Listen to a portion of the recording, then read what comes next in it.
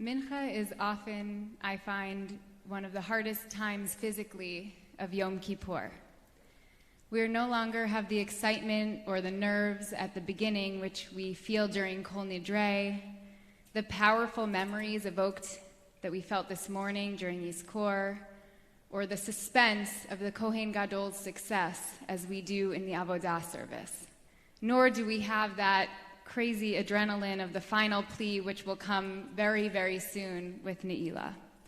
Rather, we find ourselves here, exhausted both physically and emotionally, essentially stripped down to our spiritual core, and about to encounter a huge human-eating fish. Yeah. The Haftarah of Jonah, which we will hear soon, is short, strange, and incredibly intriguing. And one that is in so many ways a story that each one of us can relate to. What I want to focus on is the beginning part of the story, which starts with God asking Jonah to go to the wicked people of Nineveh and asking them to repent. There is no introduction, and the language of the ask is Koom lech el Nineveh, literally translated as get up and go to the city of Nineveh. Unlike many other prophets who receive a commandment from God and then immediately follow through with it, the Hebrew language of the text tricks us. It says Vayakom Jonah. It tells us that Jonah does get up. And we would expect that the next word to be Vayelech, and that then he went to Nineveh to tell the people that they needed to repent.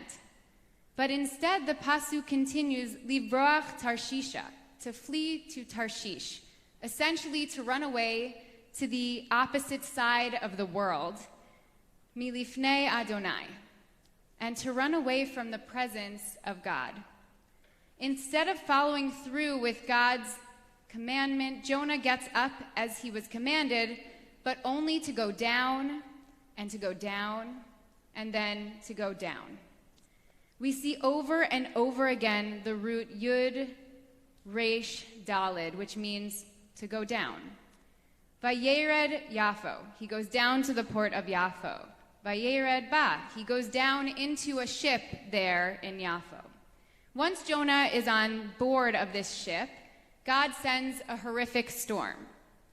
And this is where I want to really put our focus. If you can give me a little bit more of your attention. I know it's, as I said, a hard time of day.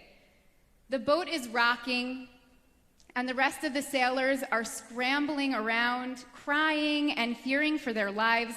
They're throwing the cargo overboard to try and help keep the ship staying straight, and they're praying to their gods. And once again, Jonah goes down. V'Yonah yarad el yarketei hasfina v'yishkav v'yeradam. Jonah, meanwhile, has gone down into the bottom of the ship where he lay down and fell asleep. Jonah's need to escape reality allowed him to sleep through the tumult and fear of the ship around him, until the captain of the ship comes rushing in, crying out, Ma lecha nirdam, kum kira el Elohecha. How can you be sleeping? Get up, call out to your God. It's so strange. Pirkei de Rabbi Eliezer, a midrashic work from the 8th or 9th century, reads this part of the story as follows. It adds a little bit to it. Now Jonah, because of the anguish of his soul, was slumbering and asleep. The captain of the ship came to him, saying, Behold, we are standing between death and life, and you are sleeping? The rabbis imagine that Jonah lying down and sleeping is his inability to stand between life and death, his inability to understand that he is the one who has the power to save others, both on the ship and in Nineveh, that he can choose life for himself. By refusing to stand up, Jonah is refusing life. But how does one stand up and grasp life? Bible scholar Aviva Zorenberg teaches that this midrash understands that Jonah's flight shows us that To flee from God is to refuse to stand between death and life. It is to refuse to cry out from that standing place. And she continues, the opposite of flight from God is in a word, prayer. The opposite of the flight from God is in a word, prayer. Or to stand one's ground in the human place between death and life is in itself to cry out. Zornberg tells us that prayer is one of the ways that we choose life.